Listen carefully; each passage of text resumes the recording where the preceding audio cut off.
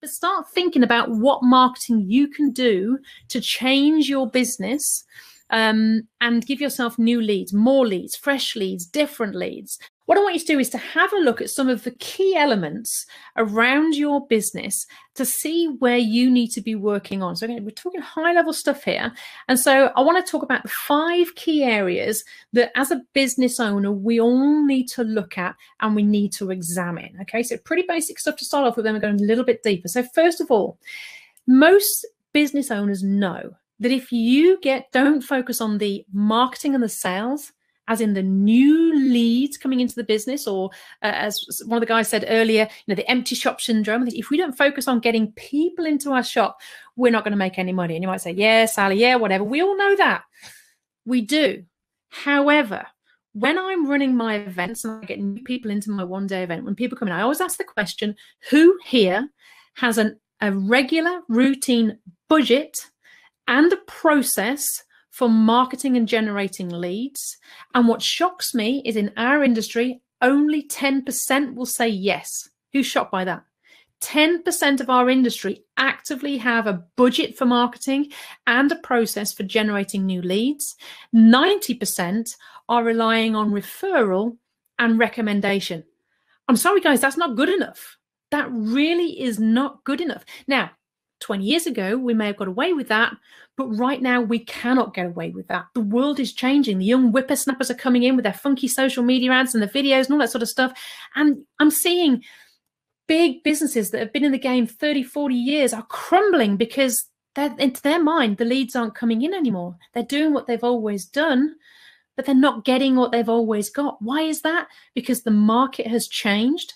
They haven't. They're still doing what they used to do. And as a result, they're tumbling over. They're falling down. You're seeing it in the news. You're seeing the share prices drop. You're seeing these businesses closing, making their staff redundant. This is why, guys, they've not changed. They've not adapted to the new economy, and they've not changed their business. So number one, for any business, we need to be focusing on the income, which is predominantly sales and marketing. And as an industry, this is somewhere we really need to pick the hell up.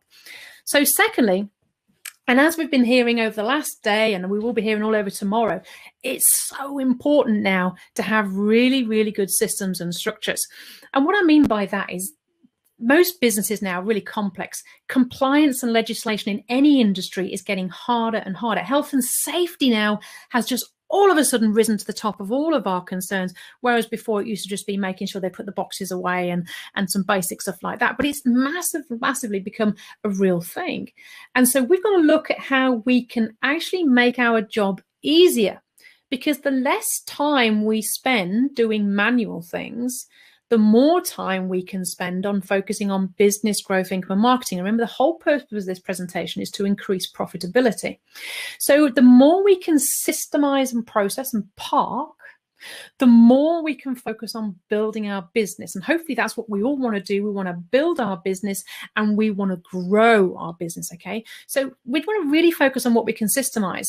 So one of the key things to think of, if you haven't done this already, every single one of your staff, get them to write down everything they do. When I say you're doing a renewal, write down everything you did to do that renewal, turn it into a process. Systemize and structure absolutely everything that you do, but that also includes the marketing. It now includes the health and safety. It now includes you and what you spend your time on, because the one thing I see here is the biggest, and I'm going to choose my words carefully, time waster in the business is generally the boss, not because they're wasting time, but because they're doing the wrong things. So often I see bosses of businesses sorting out keys and running around doing crazy things and making the tea and stuff, where actually if you spent that hour, like Nigel said, being the lion and getting out there and bringing back food for the herd, if you went out prospecting, seeking JVs, looking for opportunities, looking for speaking gigs, looking for other audiences you can get in front of, looking for big clients, looking for new build sites, talking to other companies, whatever that was, you spent that hour doing that, would that be more valuable than playing with the keys? And the answer is yes, because the keys is a £10 an hour job. It's something one of your staff should be doing. You should be focusing on the big book stuff. So when I say systems and structure, I also mean you as well. What are you doing to focus on growing your business? And the second question is, are you doing that? And, you know, we are the worst case scenario people for procrastinating. Oh, I'll do it tomorrow. And of course, those things are a little bit awkward, like making that call to a potential acquisition. When you're looking to buy another portfolio somewhere, we probably put that off because we feel a bit awkward. We say it's time, but it's not. It's just good old fear. So are you doing that, and are you challenging yourself? The next thing is looking for ideas for growth. Now, that's one of the main reasons I put this on, because I was having so many conversations of people saying, I want to pivot, I want to grow, I want to change, but I don't know what to do. And this is the big thing. And especially when we get back to our desks and we're going through those 4,000 emails and we've got the staff queuing up to ask us all these questions and the phones are going and all sorts is happening, we just don't have any headspace to actually take ourselves out and think, like, what can I actually do with this business? What could I do to make big differences? One of the things we talk about is moving the needle. And what I want you to think about in this section here under strategy is, what's the one thing in the next hour, if you had to do something, and I want you to actually give me some ideas here. I want you to write down. No, you're not going to do it the next hour because you're here watching this summit, but what could you do Monday that could move your needle massively within an hour or a morning? What could you do that would massively change your business to get you an extra 100 properties or 200 properties? In fact, if your life and your future business success depended on you making this massive change and getting another 100 properties on, what could you do Monday that could do that? And the next question is, why are you not doing that? And the answer is because we don't have any headspace to think about that. We just think about what's immediately in front of us and what we're doing. So we need to put ourselves into positions and into places where we can get ideas. We can see what other people are doing. We can start to think, well, that's a great idea. And one of the things here, I want to take you back 3-4 years ago. All of this didn't exist. As agents, we didn't get together. We didn't communicate. We didn't talk to each other. We went to networking events and just sort of like, how's business? Oh, great. Yes. Yeah, of course it is. Yeah. So start putting yourself into a place where you get these ideas, gets the juices flowing, and you're not going to do all of them. You can't do all of them, but you need to think about doing some of them because you are the most valuable asset in your business. And let me just share this with you. If you look at the stats in the UK, the average company director earns $250,000 a year. If you're not earning $250,000 a year, you're not doing the right things. So the key here is to make sure you are earning that amount of money for your business every single hour, and walk away from doing the menial tasks that you're probably doing because you think you can't afford a member of staff, or you feel you might do it best, I might as well do it anyway. Leave that and focus on the thing that's going to move the needle the most in your business. So number 3 is strategy. Start getting into places that can really get the mind flowing. That's why I'm always over to America. Got the Australians in here. We've got the guy from Missouri. We're looking at what everyone else is doing, looking for ideas and strategy. We can't do them all, but we can do some of them. The next key thing is to really drill down into the numbers of your business. Now, you've probably seen Dragon's Den, and it's all about the numbers. If you don't know the numbers in your business, they just kick you out within 5 minutes. And yet I have now spent 30 years in industry. I've run a franchise. We're a white label management hub. We now do coaching for thousands of agents across the UK. And I am never more amazed at how little they understand the numbers in their business. You know, you ask an agent, what's your conversion rate? They'll have a pretty good idea. If I get a valuation, I get 1 in 2, 1 in 3, 3 in 4, whatever the case is. But you start asking them how many are vacating every month versus move in and what's your hold rate, they have no idea. So numbers are really, really important in your business, especially now, more so than ever. And if you actually want to grow the profit, this is where you do it. And I'm not just on about monetary numbers, conversion numbers. If I could spend the next hour acquiring a portfolio of 300 properties, is that better than me spending the next hour talking to that landlord that's moaning over an inspection fee? What's the best use of my time? Using the numbers for everything that you do in your business, knowing what they are, and then using that to control yourself. And I assimilate this to ladies. You can understand what I'm saying here. You know, when you go on a diet and you start reading all the calories on everything, and you know that this cake is going to give you 300 calories and this cake's going to give you 100 when you're on a diet, you go for the 100. But if you don't know the calories, you're just going to go for the 300. So you need to know the numbers and everything in your business so that you can start to make smart decisions yourself, and then roll that down into your managers and your teams so that you can make sure they're making smart decisions around what they're doing with their time. Because in our industry, staff is the most expensive expense you have, 50% of your outgoings comes from staff. And so therefore they're your biggest wasted commodity in the main if you're not managing everything they're doing per hour. So think what you could do to make the most profit, move the needle, push your business forward in every hour. And then finally, team. And with team, it's a tough one, because what a lot of people say to me is, I hate my staff. That seems to be the most common thing. But actually, when we dig deep and we absolutely look behind, usually the problem, I'm afraid to say, normally the problem stems from the business owner. The business owner hasn't put the structures in place, or hasn't got round to the training, or haven't got the right staff, or haven't let go of those staff they need to be letting go of. And so quite often you'll see behaviors like, well, I just did it because, you know, I'm the only person that can do it. That's the recipe for disaster. You're a business owner. You need to be moving the needle fast and letting them do what they need to do. But to do that, you've got to process it, systemize it, train them, and then monitor them, make sure they're doing it, and put a process in place for that. But without a team, we're not a business. We're just a lone worker. We're just a self-employed person. So we need our team, and we need to make sure that our team is on board with us. So those are the 5 key things that I think, you know, as all businesses, whatever you do, we need to be absolutely focused on. I'm just going to whiz through a few ideas that we can do to squeeze the juice out of some of these. Oh, their little Simples logo there. Okay, so here's a bit of a chart just to checklist off later, or in lunch break, whatever you want to. Just right across the top: sales and marketing, systems and structures, strategy, numbers and team. And then underneath, mark yourself how you feel you're doing on all of those. Am I excellent at this? Am I okay at this? Or does this need improvement? I can tell you now that every single business, my business is included, some will be excellent, some will be okay, and there's always areas for improvement. You cannot have your eyes on everything. But as a business owner, you should be continuously checking this off and saying, well, hey, we used to be good at marketing, but it's slipped because I've been focusing over here. We need to get back in the saddle on that. We need to do something. Do I need to employ someone? Do I need to outsource this? Do I need to get back in the saddle on it? What can we do to get this back up? Because it's got to go back up. If we don't get this back up, then the lifeblood of our business is going to be turned off. And so sometimes you might start to notice complaints and things, and people niggling and moaning, and then you realize, actually my systems and structure has slipped. People aren't following the process, or I've got the wrong people on the team. It could be that as well. So start to use it as a chart, really, to just check where you are and how you can improve.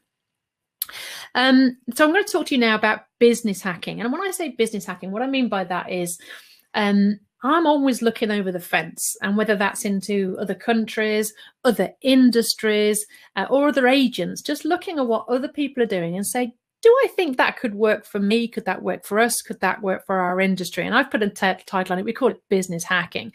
It's basically looking at what other people are doing and then saying, we could do that, and that would work for us. Now, remember, what we're trying to do here is we're trying to squeeze profitability from 10%. I've actually got a goal to get profitability for letting agencies up to 50%. Now, our Inner Circle team have already managed to get their profitability to 30% on average across all the Inner Circle members, and we want to get that to 50%. Where are you at? Where are you at profitability wise? What is your profitability margin? I'm not asking you to put that in the group here. Wouldn't expect that. But what is it, and how can you improve? Because we can always improve. But to do that, we can't keep running this non-systemized, very hands-on, manual business. We've got to get more streamlined and structured. So let's have a look at what the top companies are doing. And just before we did that, I just wanted to share with you, we're going to talk about income, we're going to talk about marketing. I just wanted to share with you over the years how these things have changed. Now, I've been in agency 30 years, and I can remember I launched my business in 1990 by doing classified ads. Anybody remember classified ads? We used to have a little ad that used to go 100 properties available time and list a few of the properties, call here. We're going back to the early 90s. They were horrendous, but they used to let properties, and they basically used to get landlords in as well. So we had one ad saying landlords wanted, another ad saying properties available, and we put the two together. It was as simple as that. Life was so simple. It was easy. I had to wait about 4 weeks for someone to write a letter back, but that was a different story. Then we went on to the box ads. Do you remember the grids? Properties for sale, properties for let, all that sort of stuff. We did that for years, and most of us did that until around 2009. For me, in 2010, I started speaking, and I spoke at every single landlord event in the country at that time. I went to all the Sainsburys events, all the PPN events. I was speaking to landlords all over the UK, promoting our business. and just giving away free content, free knowledge, free education. It used to be billed as Sally Lawson's comedy hour, which was bizarre because I was talking about legislation. I must have made it fun. So speaking was a thing for me. And we continued that on by doing landlord seminars later. Content, the speaking got too labor intensive, so I ended up converting that into YouTube content. So 2011, 2012, we started banging loads of stuff on YouTube. You can still see some very dodgy videos on there. I just checked, they're still there. On YouTube, we became huge on Twitter, and we're getting so much business from Twitter in the early days, not so much now, it's changed. And then we went on to Facebook. Void letters, writing to empty properties. We started doing that around 2009, 2010. Loads of agents are still doing that now, and it works quite well. Landlord seminars, we've been doing that since around 2004, 2005, I think we've been doing that since. So that's something that's worked really, really well for us, getting landlords into a room, nurturing them, giving free content, free education. If you go on the Concentric TV channel, you can see all the videos there of Dawn giving her speech. She doesn't even know we're recording it. I don't think she even knows the videos are online. She'd be petrified if she did. But she does a phenomenal job of educating landlords. And again, our focus is let-only landlords, which is why we focus on compliance. A lot of guys do content and they're focused on investor landlords. We focus on let-only landlords so we can convert them to fully managed. Book sales, I launched my book in 2014. We used that was the first time I ever used a funnel. So basically we did loads of CRM and email marketing. We did affiliate marketing. There was quite a lot of new marketing strategies we brought around the book, but that was landlord focused. We've got 2,000 landlords on our database within literally weeks from that. It was went bang, Amazon bestseller and hit the market. We started to get pretty savvy at that point. Then we started running Facebook ads, YouTube ads, hustle calls. We did all sorts of different things. We started to really work the database. We started to really sort of milk some of the content that we got and just really put ads out there and start to use paid advertising. Then we did let only to fully managed conversion, and we did funnels. Let only to fully managed conversion is a massive market, guys. If you've not got into that right now, it's a massive market to help, because you've got loads of let onlys on your books, and we're having some phenomenal results with that. So that's something really to focus on. And now more recently, funnels. Now, funnels is something that I'm not going to be talking about that here. All of you have funnels, by the way, and you'll hear a lot of people going, "Oh, I don't believe in funnels," whatever. You all have a funnel. If you have a valuation tool on your website, that is part of a funnel. If you have like Iceberg Digital doing your email marketing for you, that is a funnel. What is a funnel? A funnel is an automated process that takes one person from one part of a sale to another. That's all it is. That's all a funnel is. It's an email that encourages people to buy something. It's a platform that somebody can opt into something where you can schedule a call. That is a funnel. So funnels is a great way to automate the sales and marketing process. And that's all that is. We use funnels for recruitment. We use funnels. We've now got a tenant application funnel, which is going live next week. So people can apply online to rent properties. A funnel is just an automated process, takes a person from here to there, removing the need for human interaction for that part of the step. The human comes in later when they're warmed up and you know that they're interested. So marketing through the ages has changed. But if you think about, and I've never done leaflets, as you can see, that's not on there. But as you can see, many businesses out there are still doing the old stuff. They're still doing the stuff that we were doing 15, 20 years ago. They haven't moved on.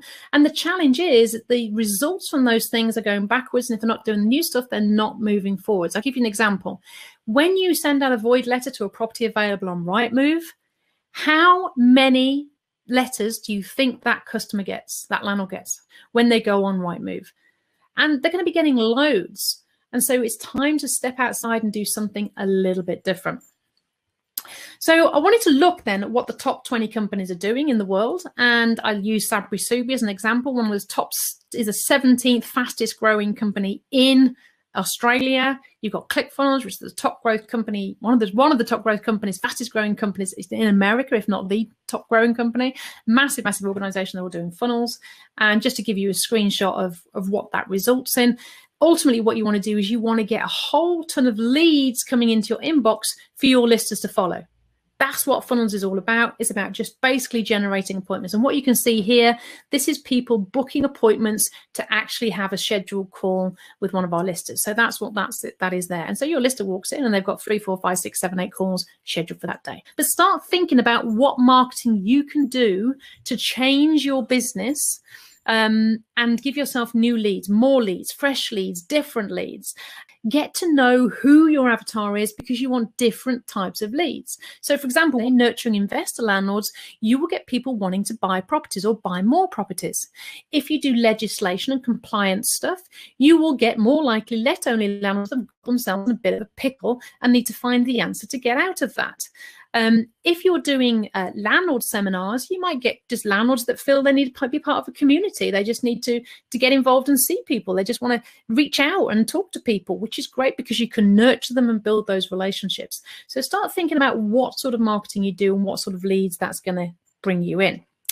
Different funnel types you can do. I'm not going to go through all these here because it's not really the time or the place, but there's so many different types of funnels you can do. You can do the free book, the free guide, so a download, just do a free download. They put their email address and they get that free book. You then go on your database, you can then nurture them and talk to them. That is a very, very basic, simple funnel. If you've got a valuation tool on your website, that's pretty much what that is, except they don't get a free book, they just get a valuation, but they've just dropped onto your database so you can nurture them and you can convert them into appointment. That is a very, very basic funnel. Free book offer. Everyone should have a book. It's one of the best business cards you can have. A webinar. Great thing about doing webinars is, but a great thing about doing webinars, and you're probably seeing loads of them around at the moment, is you have to put your email address in to register for the webinar. That is data capture. So it's a great way of actually generating data of which you can then nurture people. Events, landlord seminars, we've been using those for well over 15 years. Events are a great way to get people into your business.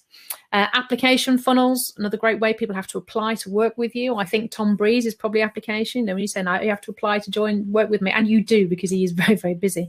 But an application is a great way if you've got a high ticket item, etc., etc. So there's many, many different types of funnels. So not going to say any more, but when it comes to marketing and sales, you need to think about the different things that you can do and start doing something different. Next, I want to talk about the opportunity test. So what we need to be doing is looking at what opportunity our industry gives us versus other industries and what can we learn from them. So I'm going to share with you some of the interesting figures now. Rightmove, depending on which report you read, is somewhere between 73 and 85% profitability. Isn't that amazing? Sainsburys, if you Google them online and get their latest reports, it's showing 43% profitability. Apple 38%, and letting agency on average 10%. However, the #1 estate agency brand in the UK, who claims to be the most profitable brand in the UK, is still only at 19%. So what I'm saying here with business hacking is, what is Sainsbury's, Apple and Rightmove doing that we can do? Does that make sense, guys? How can we look at what they're doing and say, well, what are we doing differently? What could we steal from their ideas that we could implement into our business? So let's have a look at what the banks do. Every time you phone a bank, who do you get to speak to? You get to speak to an outsourced worker. Outsourced workers you can get from around £450 a month. One of our agent makers is paying £250 a month. The more you pay, the more experience, the better the accent, all that sort of stuff. But certainly that's a lot cheaper than having somebody for £22,000–£25,000 a year in your office, plus the office costs and the computer costs and everything else that you have with that. It's a great way to reduce costs. And if you reduce costs, what do? You increase profit. So I think outsourced workers has been something that's been used for many, many years by many big organizations. We've just been a little bit slow getting off the mark. We don't have to be in the office, and that's pretty awesome. The next thing is Sainsburys at 43%. What do the supermarkets do that we don't do? And I tell you what they do. They know the cost of every single product on their shelves. And when I say the cost, they know how much it costs. They know how long it will stay on the shelves. They know what their wastage will be, how many get dropped, broken, or whatever, nicked, or whatever the case may be. And they know what they need to add on to it to make their profit margin.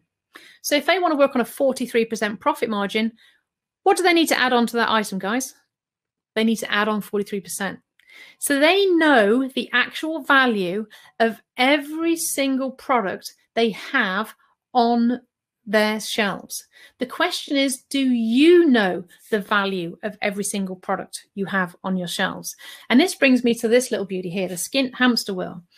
I must have met, well, we've got 12,000 agents on our database. So I think we've met about somewhere in 10 to 12,000 agents over the last few years and talked to them. And the common denominator is here that, and this is the same for many businesses, no matter how hard I work, I don't make any more money. I think the answer is to get another 100 landlords on, but I still don't make any more money. And we call this a skimmed hamster wheel. You work from 7 hours to 8 hours to 10 hours to 12 hours. I know some of you watching have been in this position where you're working 18 hours a day and you're still not making any money. That is not a nice place to be. And when any business owner gets themselves into that place, what happens is you fall out of love with your business, you lose your mojo, you lose your energy, and you just want out. And there was a lot of people in that place. And right now, during this period, there'll be even more people in that place, which is not good.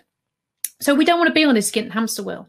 We need to do something about it. Or else we're just going to quit. We're going to walk away. We're going to disappear. We're just going to leave our business. And that's not going to achieve anything, because why did you go into business in the first place? Why did you go? Because you want a fast car and spend time with your kids. You wanted to retire early. You wanted to change a legacy for your future generations. Why did you go into business? And how's that working out for you? Is it how you imagined? Is it what you wanted? If not, we need to do something. So what we need to do is we need to work out the cost per unit of absolutely everything on our shelves. How much does it cost us to rent a property? As in, put it on Rightmove, do all the viewings, get all that. How much does it cost you? I can tell you now, one of the most expensive things in any letting agency or estate agency business right now is the cost of doing the viewings. That's the biggest cost. And it's crazy because we don't charge for viewings. We can't charge for viewings. But what's just happened, guys? We've all just learned how to do viewings digitally. So what's just happened? Instead of doing 10 viewings, we're now only doing 1 because we're filtering using an online mechanism. How awesome is that? Because 6 weeks ago, we didn't have an answer for that. That's one of the most expensive things. But do you know what the cost is of every single unit? How much it costs you to do viewings, valuations, inventories, inspections, checkouts, deposit returns, maintenance? How much does it cost you for everything that you do? And are you charging enough to cover all those things? Now, you can either charge for each of these things, or you can charge enough to cover all these things. But what you mustn't do is accept that you're making a loss. Because don't complain you're not earning enough, and don't complain you're on a skint hamster wheel, and don't complain that your business is not making profit if you're scared to charge for what you do. So just make sure whatever you do, you charge for what you do. I mean, it's crazy. You know, in our industry, we do so much for free. I make people that just do so much for free that they actually can't even feed themselves. I've seen people that are earning £500 a month from their business. I mean, why? What's the point? I've seen people managing 80 HMO units earning $13,000 a year. Why do that? It's just absolutely crazy. And obviously between here and here is the answer, but you need to decide what profit you want to make, how much, what you're going to do, and how you can squeeze the juice out of everything that you do. And if you find that you're doing this for free and this for free and this for free, stop it. And on top of all the stuff that you're doing systematically for free, you've probably got loads of things you're doing for favors. Your tenancy managers are probably just dropping keys off and all these nice things. You're a business owner. You've got to make a decision. How can you squeeze the juice? Okay, the Rightmove test. Okay, we all love Rightmove. Rightmove has been around for a long time now. And how are they one of the most top 10 profitable businesses in the UK? How is that? Well, I'll tell you how. One of the things is, there's many things. They're very digital. They don't have big office premises. They do have big office premises, but a lot of their staff are actually working from home. But one of the big things is productization. Have you noticed that every year they appear with a new product package? Have you noticed that? So every year they re-productize their services. It's repackaged differently. And so you thought you were paying £1,500 per month, and they're going to give you a great discount and all these extra things. It's going to cost you £1,700 a month. And you leave rather confused because you were trying to get a discount, but now you're actually paying more, but you've got all these extra things. The answer is productization. And so the question is, when did you repackage your services? Or are you still doing let only, fully managed? Are you still doing what you've always done? Because if you look at the big businesses, what they do is they repackage their services regularly. Every January, you should be looking at your service and saying, does this still work for me? All these new legislations and liabilities, can I still afford to do it at that price? Do I need to charge more? Do I need to make any changes? And look at repackaging. Why not bundle in your check-in, inspections and checkout together and have an inspect and protect package? Maybe even include rental guarantee and have it as an additional secondary thing that you could offer. Think about how you can productize your packages in a very, very different way. It is the key to really, really squeezing the juice and growing. And every year, recheck your figures. When we first started talking about tenant fee ban 3 years ago, I met well, everybody I met, I think, in the industry had not reviewed their charge fees since they opened. And that's a common thing. They set their charges when they open, and 10, 15 years later, they're wondering why they're not making a profit. Well, costs have gone up. Pay wages have gone up. Everything we buy has gone up. Rightmove's gone up. Our offices have gone up. Rates have gone up. Rents, utilities, everything's gone up. And you're still charging what you used to charge. But it's even worse than that, because they weren't even charging what they used to charge. They were discounting and charging less than they used to charge. So what happens to the profit margin? It just squeezes until eventually you're actually in minus. And nobody wants to go there. So look at repackaging and productizing your services, and so that you can really just make sure that you are still viable, still current, and you're making money that you need to make. Decide how much profit you want to make, and make sure you're making that profit on every single thing that you actually do. And this applies to any business that you're doing.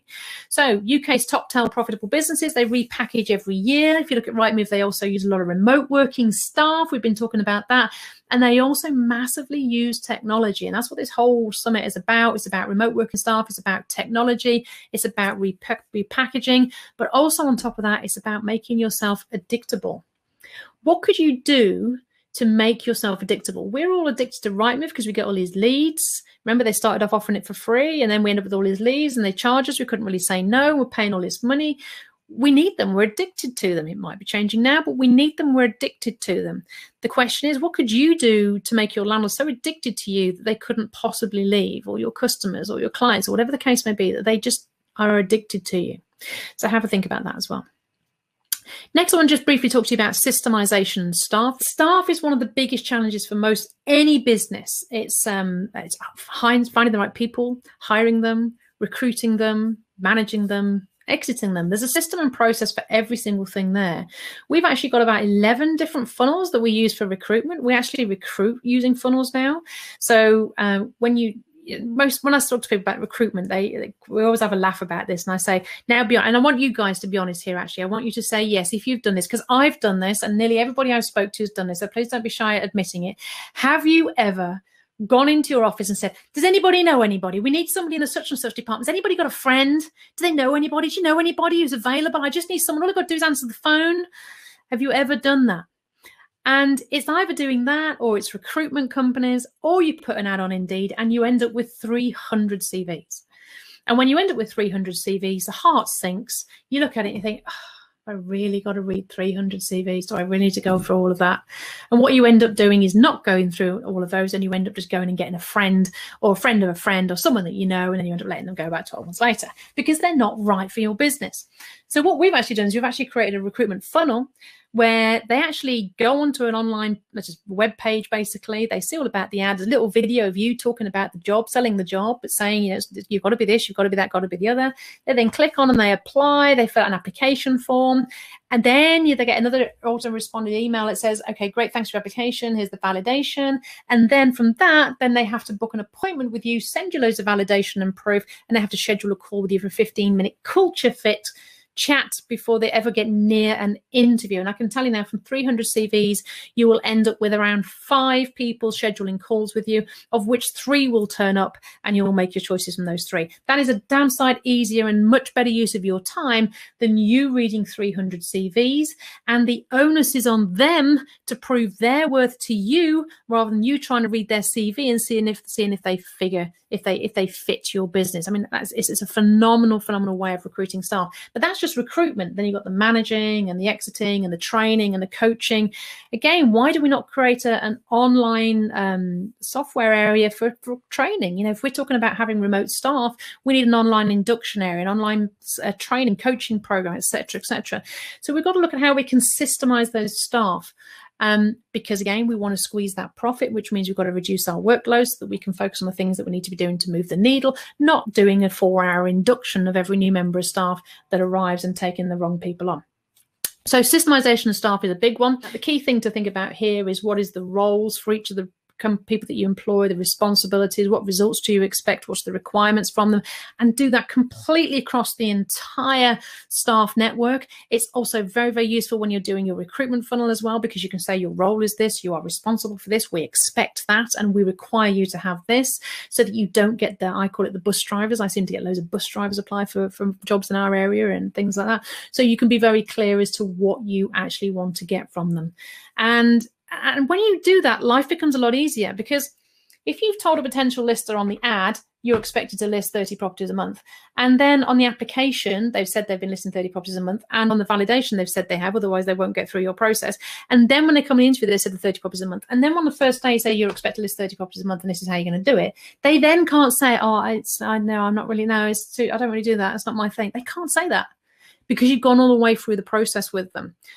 So it is a great way of making sure you get the right people on the bus and into your business. So please, if you've ever in the last week or so said, anybody know anybody who, just stop yourself and just think, how could I do this better?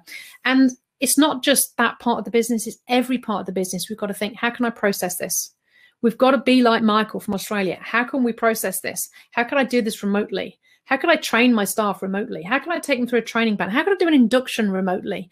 How can I manage them remotely? How can I check in with them? How can I exit them, fire them, make them redundant? Whatever it is you need to do, how can you do all of this stuff remotely? And we need a process for that, because that is one of the biggest of time drains for you is staff. The open door policy, and they just queue up.